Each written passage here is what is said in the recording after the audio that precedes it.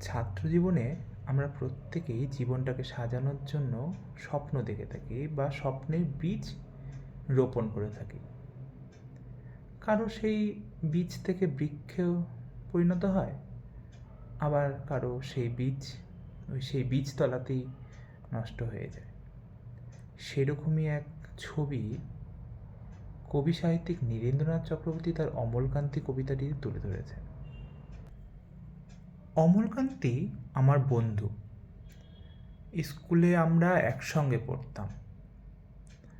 রোজ দেরি করে ক্লাসে আসতো, পড়া পারত না।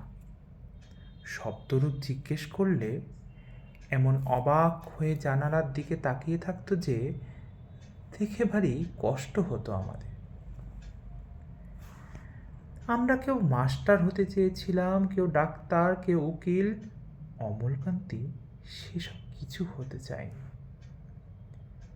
সে রোদ্দুর হতে চেয়েছিল, ক্ষান্ত বর্ষণ কাকডাকা বিকেলের সেই লাজুক রোদ্দুর, জাম আর জামরুলের পাতায় যা নাকি অল্প একটু হাসির মতন লেগে থাকে।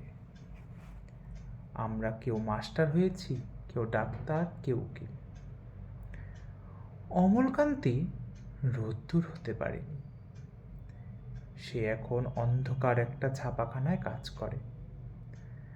মাঝে মধ্যে আমার সঙ্গে দেখা করতে আসে, চা খায়, এটা ওটা গল্প করে, তারপর বলে উঠি তাহলে।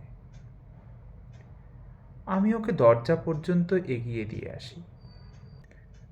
আমাদের মধ্যে যে এখন মাস্টারি করে, অনায়াসে সে ডাক্তার হতে পারত। যে ডাক্তার হতে চেয়েছিল, উকিল হলে তার এমন কিছু ক্ষতি হতো না। অথচ সকলেরই ইচ্ছে পূরণ হলো এক অমলকান্তি ছাড়া। অমলকান্তি রোদ্দুর হতে পারেনি।